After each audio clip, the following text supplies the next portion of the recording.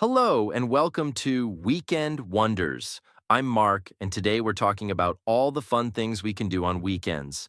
And I'm Emma. We're so happy you're joining us. Today's topic is perfect for everyone who wants to make their weekends more exciting and relaxing at the same time. That's right.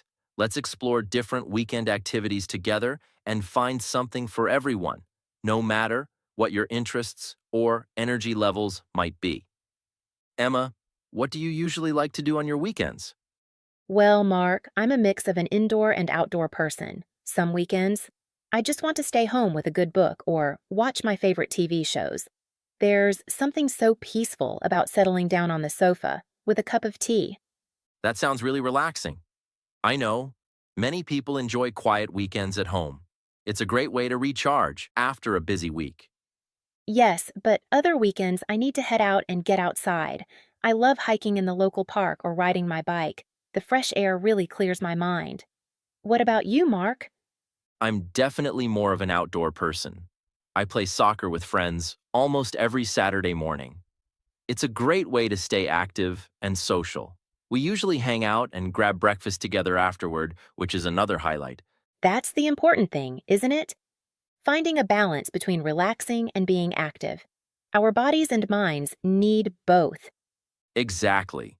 Some people think weekends are only for sleeping late, but I find I feel better when I mix rest with some activity.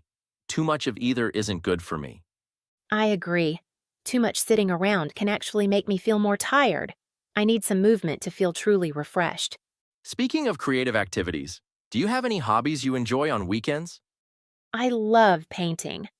I'm not very good, but it's so relaxing. I set up near my window where the light is good and just paint for hours. Sometimes I follow online tutorials. Other times I just experiment. That sounds wonderful. I've been learning to cook new recipes on weekends. Last Sunday, I made pasta from scratch for the first time. It took much longer than I expected. How did it turn out? Let's just say it was interesting. The pasta was a bit too thick in some places and too thin in others. But that's the fun of weekends. You have time to try new things and learn from your mistakes. Absolutely. Weekends are perfect for learning new skills. My friend is taking online guitar lessons every Saturday. She's been doing it for 3 months now and can already play several songs. What about social activities? Do you like to meet friends on weekends? Yes. I often meet friends for coffee or lunch. Sometimes we go to local festivals or concerts if something interesting is happening. Last weekend, we went to a small jazz concert in the park. That's a great point. There are usually many community events on weekends. Last month, I went to a food festival in the city center. It was packed with people trying foods from all over the world. Was it good? It was amazing. I tried foods from 10 different countries and was on cloud nine after tasting them all. My favorite was the Thai street food, these spicy noodles that I still dream about.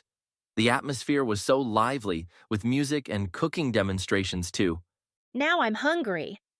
Speaking of food, visiting new restaurants is one of my favorite weekend activities. I try to visit at least one new place each month. Me too. I also enjoy museums and art galleries. They're usually less crowded in the morning, so I like to go right when they open. It's a peaceful way to start the weekend. Do you find your weekend activities change with the seasons? Definitely. In summer, I love going to the beach or having barbecues in the park. There's nothing better than swimming on a hot day and then enjoying food with friends outdoors. Summer weekends are the best. I enjoy road trips to nearby towns when the weather is nice. Even just driving with the windows down and music playing feels special. And in autumn, Autumn is perfect for apple picking and taking photos of the colorful leaves. I also love visiting pumpkin patches and drinking hot apple cider at outdoor markets.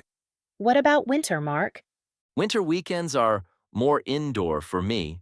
I watch movies, bake cookies, and read books under a warm blanket. Sometimes I meet friends at cozy cafes for hot chocolate and long conversations. That sounds cozy. And spring? Spring is great for gardening and outdoor sports again. I also start hiking more when the weather gets warmer.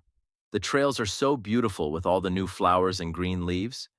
Do you plan your weekends in advance, Mark, or do you prefer to be spontaneous?